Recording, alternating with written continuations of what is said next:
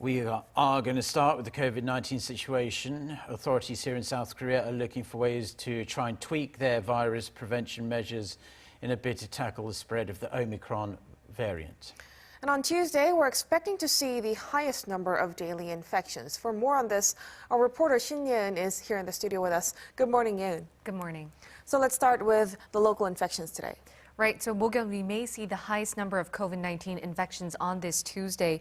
The daily figure may even reach the low 60,000s. Up to 9 p.m. Monday, the country reported 56,327 infections, and this was nearly 3,000 higher than what had been reported the same time the day before and double the amount from a week ago.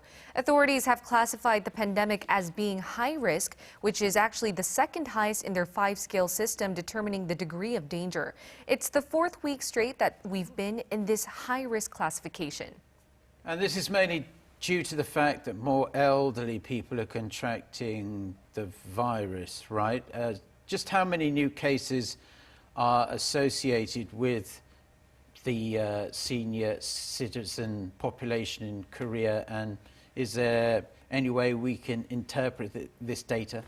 Well, first off, up until the fourth week of January, we actually saw 6,655 people over 60 infected with the virus, but this figure went up to 14,527 by the first week of February. And because seniors are at a higher risk of developing critical illnesses, authorities have raised concerns. As the overall number of new infections increased, we've also seen the number of seniors over 60 infected double in just a week. This may increase the number of deaths and those who are critically ill. And I guess we could say there's a silver lining. Omicron is currently the dominant strain in the country. In other words, though it's known to be very contagious, it's not as fatal compared to other variants. But if we're seeing the number of new cases double at speeds like now, and seniors making up a big proportion, we actually might see the number of critically ill patients and deaths go up. So South Korea's medical capacity can handle up to 1,500 critically ill patients without much strain. And as of Monday, we saw this figure go a little over 300. Now, given the current situation, so are authorities considering easing social distancing measures? Well, the Prime Minister did say that the government must decide whether to ease these measures this week. The KDC commissioner said she agreed, and that if measures are eased, they would include loosening restrictions on operating hours at restaurants and cafes and allowing more people to meet up for social gatherings, as long as changes are made gradually, of course.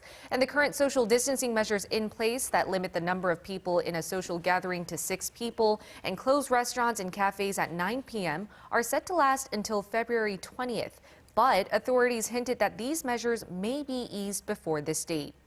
Okay, we'll have to wait and see what happens there. But there are also measures specifically tailored for the Omicron variant. Any updates in that regard?